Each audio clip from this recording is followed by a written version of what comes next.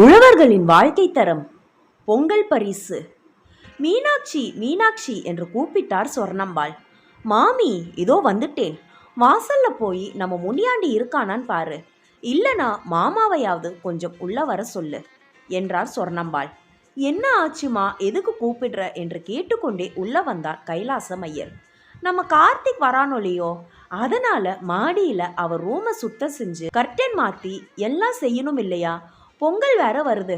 வீடு மொத்தமும் ஒட்டடை அடிக்கணும், தொடைக்கணும், நிறைய வேலை இருக்கு. அதான் எப்போ செய்வான் என்று கேட்க முனியாண்டியை கூப்பிட்டேன் என்றார் சொர்ணம்பாள். நான் எல்லாம் ஏற்பாடும் பண்ணிட்டேன். நாளைக்கு அவன் 2 ஆட்களோடு வந்து சுத்தம் செஞ்சு நீ சொல்ற எல்லா வேலையும் செய்வான்.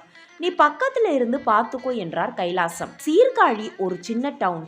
மாயாவரத்திலிருந்து ஒரு 50 கிலோமீட்டர் தூரத்தில் இருக்கின்றது. அந்த ஊரில்தான் கைலாசம் தம்பதியினர் அவர்களுடைய 100 வருட பழமையான பெரிய வீட்டில் வாழ்ந்து வருகிறார்கள். வீடு பழசு என்றாலும் அவ்வப்பொழுது தேவையான மராமத்து வேலைகளை செய்து நல்ல முறையில் பராமரித்து வந்தார்கள். அந்த ஊரிலேயே பெரிய வீடு அவர்களுடையது. கைலாசம் பல ஏக்கர் நிலம் வைத்து சாகுபடி செய்து கொண்டிருந்தார். ஒரு சிறிய மிராசுத்தார், ஊர் மக்களுக்கெல்லாம் உதவுகின்ற பெரிய பரோபகாரி. அதனால் அவர் வீட்டு வேலை என்று கூப்பிட்டால் ஆணாக இருந்தாலும் பெண்ணாக இருந்தாலும் தட்டாமல் உடனே வந்து வேலை செய்வார்கள். கைலாசம் ஐயர் சொர்ணம்பாள் தம்பதியின் ஒரே மகன் கார்த்திக். அவன் திருமணமாகி ஒரு ஆண் குழந்தையுடன் அமெரிக்காவில் பெரிய வேலையில் நிறைய சம்பாதித்து கொண்டிருக்கிறான். அவன் மனைவியும் அங்கு ஒரு நல்ல வேலையில் இருக்கின்றாள்.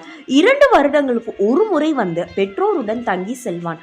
அவ்வப்பொழுது இவர்களும் அங்கு செல்வதுண்டு.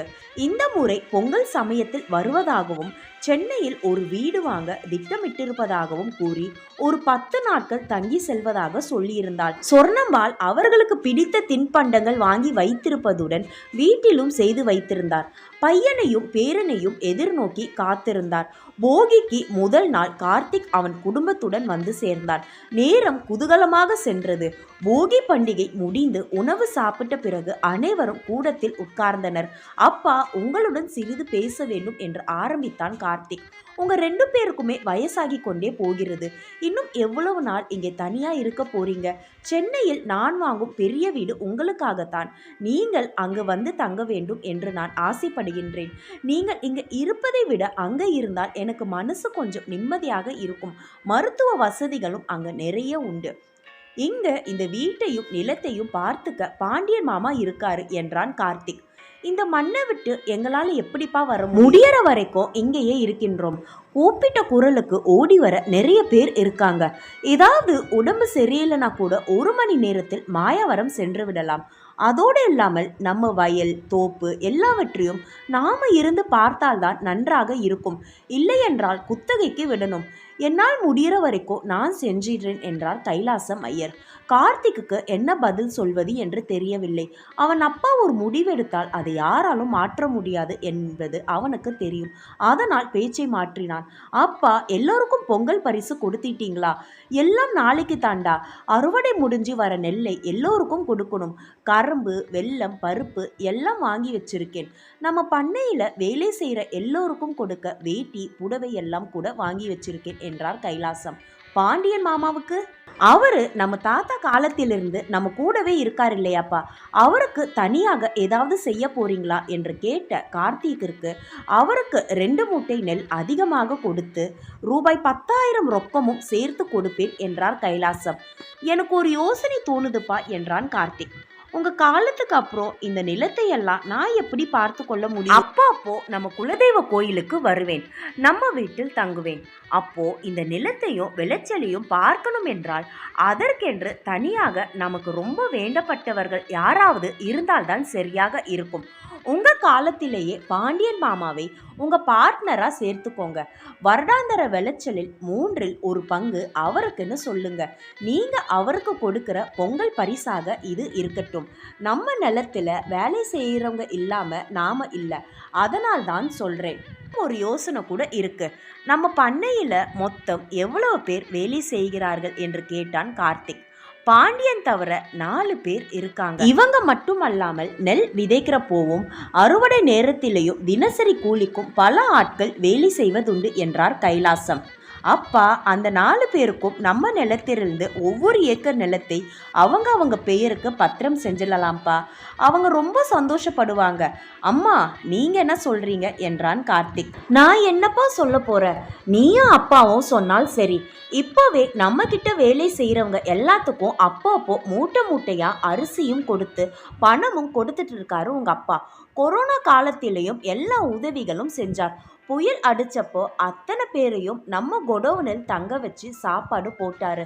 அதனால நீ சொல்றபடி செய்தால் பாண்டியனும் ரொம்ப சந்தோஷப்படுவார் என்றாள் சொர்ணம்பாள். அந்த நேரத்தில் உள்ளே நுழைந்தார் பாண்டியன். கார்த்திகை பார்த்து, தம்பி நல்லா இருக்கீங்களா, குட்டி பையா தாத்தாயிட்ட ஓடிவா என்று பேரனை எடுத்து கொஞ்சினார். பாண்டியா, உனக்கு 100 வயசு, உன்னை பற்றி தான் பேசிக்கிட்டு இருந்தோம், நீயே வந்துட்ட, உன்கிட்ட கார்த்திக் ஏதோ சொல்லணுமாம் என்றார் கைலாசம். அதற்கு பாண்டியன், சொல்லுங்க தம்பி என்றார். ஐயா கொஞ்சம் உட்காருங்க. இந்த வருஷத்துல இருந்து நீங்க அப்பாவோட பார்ட்னர் ஆக போறீங்க. அதாவது விளைச்சல்ல 3ல் 1 பங்கு உங்களுக்கு. என்ன சொல்றீங்க, உங்களுக்கு சந்தோஷம்தான் என்றார். ஐயா எனக்கு ரொம்ப சந்தோஷமா இருக்கு. ஏற்கனவே ஐயா எங்களுக்கு எவ்வளவோ உதவிகள் எல்லாமும் செஞ்சிட்டாரு. இப்போ நீங்க சொல்றத கேட்டா என்ன சொல்றதுன்னே தெரியல. இன்னைக்கு என் குடும்பம் நல்லா இருக்குன்னா அதுக்கு ஐயா தான் காரணம். என் பையன் எப்படியோ கஷ்டப்பட்டு கொஞ்ச நிலம் தனியா வாங்கி விட்டான். ஐயா தயவுல சின்னதா ஒரு வீடு கூட கட்டி விட்டேன். மகள்களை எல்லாம் கட்டி கொடுத்துட்டேன். சாகர வரைக்கும் இப்படியே ஐயா கூட இருந்துடுவேன். எனக்கு எதுக்கு பங்கெல்லாம் என்றார் பாண்டியன். உங்க வயசான காலத்துல உட்கார்ந்து சாப்பிட ஓய்வூதியம் இது. யாரையும் நம்பி நீங்க இருக்க வேண்டாம் பாருங்க, அதுக்கு தான் என்றான் கார்த்திக். கண்களில் கண்ணீர் பொங்க கார்த்திக்கின் கைகளை பிடித்து கொண்டார் பாண்டியன். என்ன சொல்கிறது தம்பி, என்னையும் என் சம்சாரத்தையும் வயசான காலத்தில் உட்கார்ந்து சாப்பிட சொல்கிறீங்க. இன்னொரு விஷயம், நம்ம பண்ணையில் வேலை செய்கிறவங்கள 4 பேர் அவங்க ஒவ்வொருத்தர் பெயரிலையும் 1 ஏக்கர் நிலத்தை பத்திரம் பண்ணிடலாம். அதையும் இந்த பொங்கல் முடிஞ்ச கையோடு செஞ்சிடலாம். பத்திரம் நம் அப்பா கையிலேயே இருக்கட்டும்.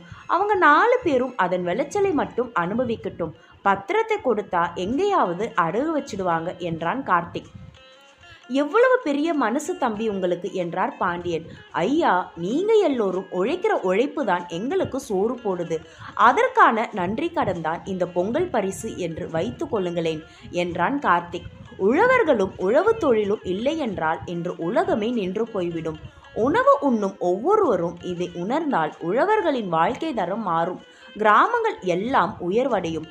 உழுதுண்டு வாழ்வாரே வாழ்வார், மற்றெல்லாம் தொழுதுண்டு பின் செல்பவர். தான் உழைத்த பணத்தை வங்கியில் போடாமல் உணவுக்காக மண்ணில் போடுகிறான் விவசாயி. விவசாயம் காப்போம். இந்த ஸ்டோரி உங்களுக்கு பிடிச்சிருந்துச்சுன்னா லைக் பண்ணுங்க, சப்ஸ்கிரைப் பண்ணுங்க. தேங்க்யூ.